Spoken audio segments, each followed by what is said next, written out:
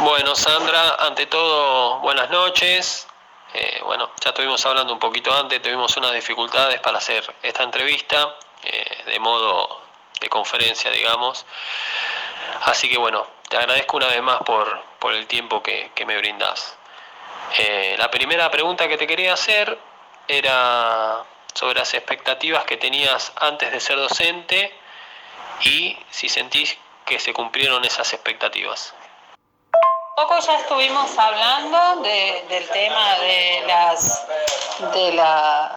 expectativas que yo tenía antes de ser docente, pero una de las cosas que a veces te pasa cuando vos sos estudiante es que pensás, y cuando empezás con las prácticas, a veces te topás con docentes que no son lo que vos creés que debe ser un docente. Entonces cuando estás estudiando decís, uy, yo cuando voy a cambiar esto, voy a cambiar lo otro, voy a hacer esto, voy a hacer lo otro, y hay muchas cosas que no las podés cambiar, porque es un poco ir contra el sistema. Igual como te decía ayer, vos sos dueño del aula y dentro del aula, siguiendo los parámetros del diseño, podés cambiar tu metodología, tu didáctica, tener otro acercamiento al grupo. Igual a pesar de que no he cambiado lo que yo esperaba cambiar, que era, después te das cuenta que es parte del diseño y parte de las modalidades de la escuela y que te tenés que adaptar a las reglas de cada institución, dentro del aula creo que tengo una buena llegada con los chicos y eso es de hecho lo que más me importa a nivel humano, no solo a nivel académico. Bueno, Sandra, ahora quería abordar un poquito la temática de las evaluaciones y quería saber qué consideración tenías de las mismas. Bueno, siguiendo con lo que te dije ayer, que te comentaba la dificultad que se presenta a veces entre calificar y evaluar, por ahí para nosotros los docentes no, tenemos claro qué es calificar y qué es evaluar, pero en esta etapa que estamos en pandemia y que los padres pretenden una nota y la nota es calificar, es como que se dificulta el entender la diferencia por parte del resto de la sociedad, ¿no? de la comunidad educativa. Calificar es solamente poner una nota, un número, para un determinado trabajo, y el proceso de evaluación es un proceso, como bien lo dice la palabra, donde ves vos los avances y retrocesos de un chico, que a veces también están cruzados por la realidad de cada uno de los alumnos. Y bueno, es mucho más complejo el proceso evaluativo que el proceso de calificación en sí mismo. En esta etapa, bueno, está totalmente claro y bien visto que es evaluar, ¿no? Tenés que ir viendo el crecimiento y darle distintas estrategias al chico para ver sus avances, ir midiendo, y en esta etapa virtual es bastante complejo la medición, ¿no? El ver ese proceso, porque a veces, de hecho, los chicos por ahí se copian y piensan que el aprender es el entregar, ¿no? El calificar siguen pensando en la calificación, en la nota numérica, ¿viste? Y se complejiza desde ahí. En el aula es mucho más fácil porque vos estás viendo en cada clase y estás interactuando constantemente con ellos, viendo qué hacen, planteás, mirás las caras de ellos y ya te vas dando cuenta si se entendió, si no se entendió.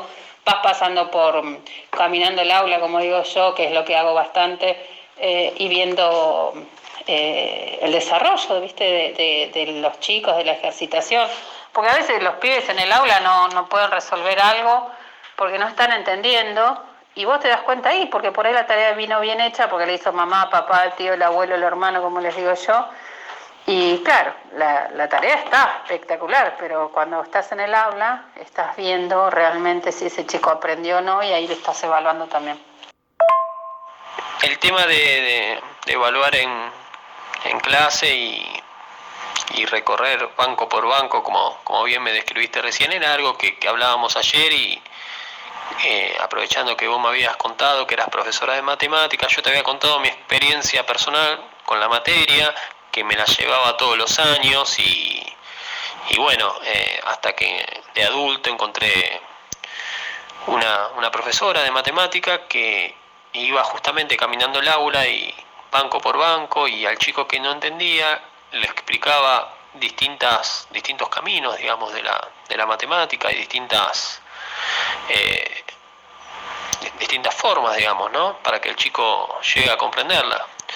Y el resultado fue que me saqué un 10 por primera vez en mi vida. Y aprendí, gracias a esa profesora, a amigarme un poquito con la matemática y entenderla. Y todo fue gracias a la paciencia y la individualización del alumno. Y justamente con eso te quería preguntar, ¿cómo hace el docente para individualizar a cada alumno, ¿no? Calculo que es una tarea difícil, más cuando hay tantos chicos en el aula, ¿no?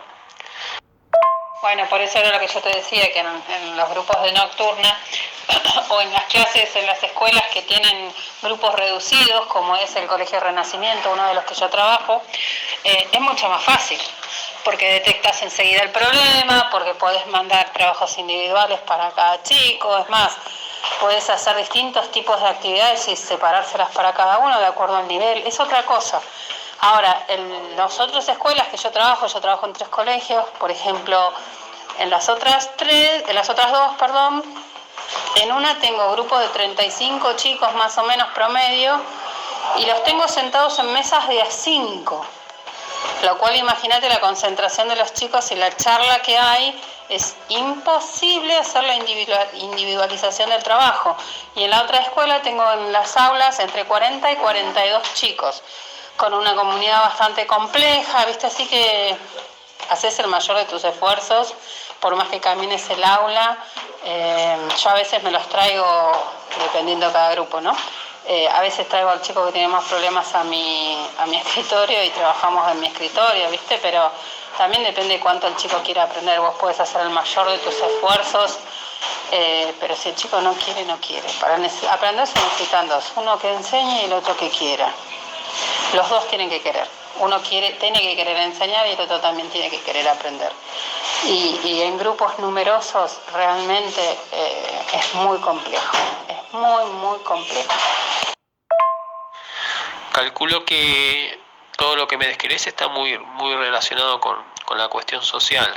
Y en esa sintonía te quería preguntar cómo hace el docente ante las problemáticas sociales que hay. Calculo que en diversas escuelas no serán todas las mismas, ¿no? Porque calculo que no es lo mismo trabajar en una escuela del sur de la ciudad que del norte o una privada. Quería preguntarte por las experiencias que tuviste, digamos, en materia social y cómo aborda el docente esas cuestiones.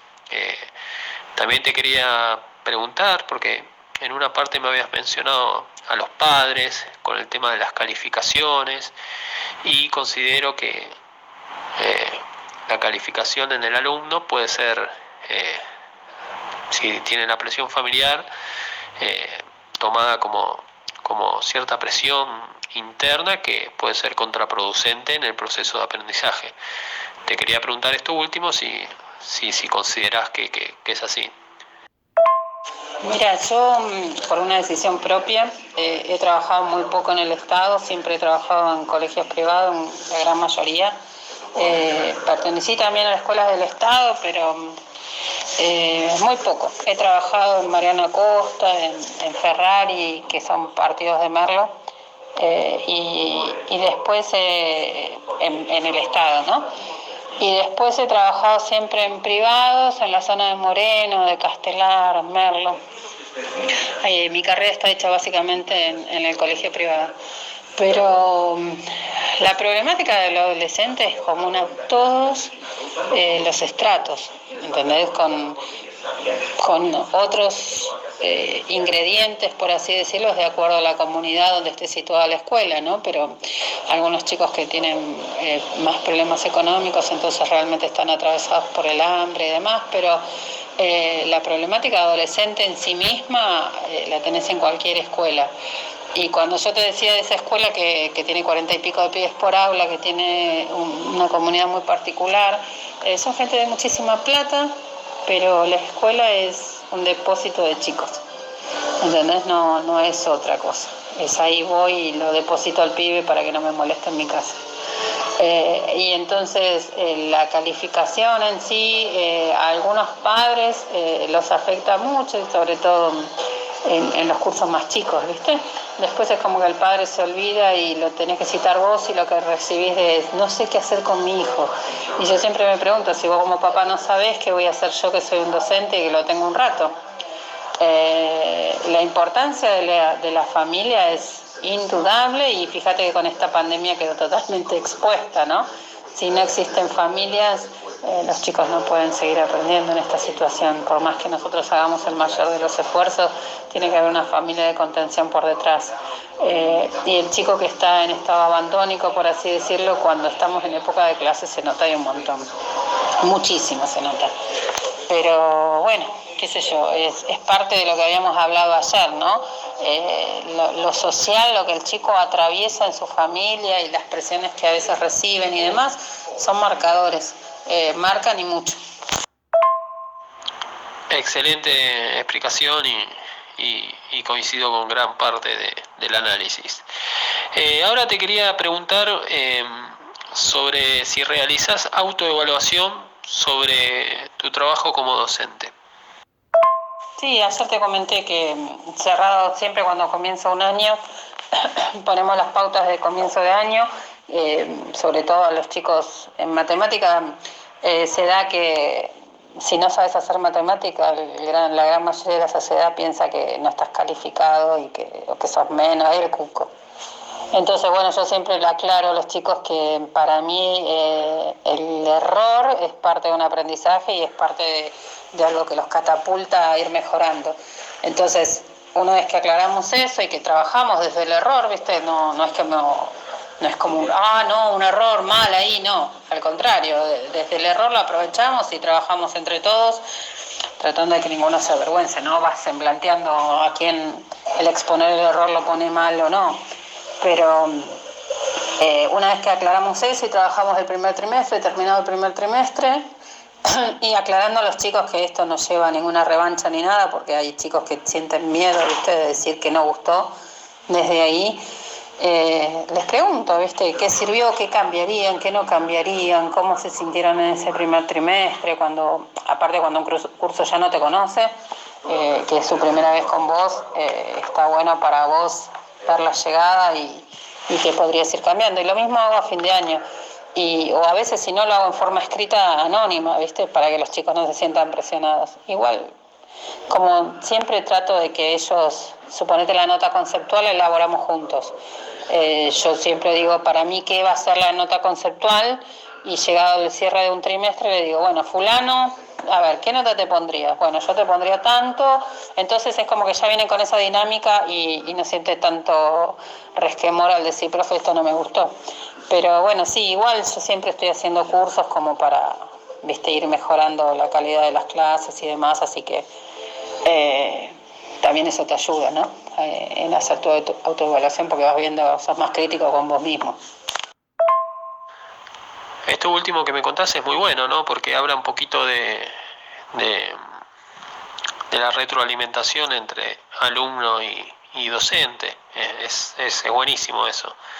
Y bueno, es una forma también de que el chico se saque de encima ciertas estructuras con la institución docente, digamos, y que quizás pierda un poquito de miedo, si se sienta más partícipe, y el docente aprender de ellos y saber en qué se pudo haber equivocado, o buscar otro camino alternativo para llegarle al chico, ¿no?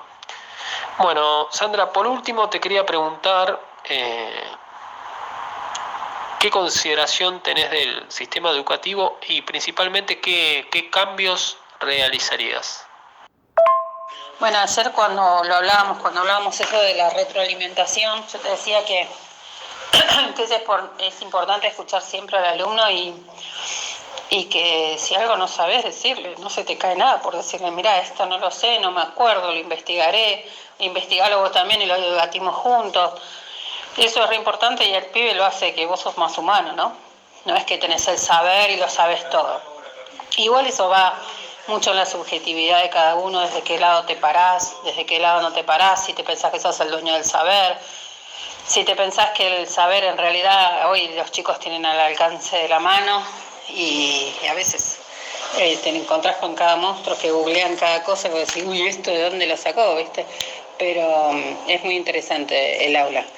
Y en cuanto a qué cambiaría, qué me parece que tiene que cambiar el sistema educativo, sin dudas, sin dudarlo, pero cambiar con todas las letras, no la zaraza que se hace habitualmente, cambiar el diseño curricular. Eso es algo que se tiene que hacer a corto plazo. En el área de matemáticas los contenidos son sumamente extensos, no se llegan a ver, algunos no tienen tanta necesidad de ser vistos, y aquellos que sí tienen la necesidad, porque si estamos pensando en un chico que llega a una educación universitaria y que le sirva, la estrategia es usar resolución de problemas y buscar cuáles son los contenidos nodales a dar y de suma importancia. Entonces para eso necesitamos cambiar el diseño curricular, no desde la pavada, sino desde algo concreto, ¿no? Algo concreto, viable, y que gente realmente entendida se dedique, entendida y de cada materia en sí misma, no generalistas, ¿viste? Específicos. A ver, llamemos a licenciados en matemática y busquemos saber en matemática qué nos conviene cambiar y cómo. No solo los de ciencias de la educación, que es lo que estamos viendo habitualmente. Los cambios por área, ¿no? Cada gente idónea para el cambio de cada área que lo trate. Y bueno, y después darse cuenta que la sociedad ha cambiado y que la escuela en algunos aspectos o en algunas escuelas se ha quedado en la escuela de Sarmiento en el 1800 y de ahí no lo hemos sacado, y cambiar un poco ese paradigma, ¿no? Aunque muchos lo han hecho, hay escuelas que todavía siguen quedándose en el tiempo. Bueno, Patricio, espero que te sirva y cualquier cosa me mandas un mensaje. Te mando un beso. Bueno, Sandra, muchísimas gracias por tu tiempo, por tu disponibilidad y por todo lo que me aportaste en esta charla. Muchísimas gracias.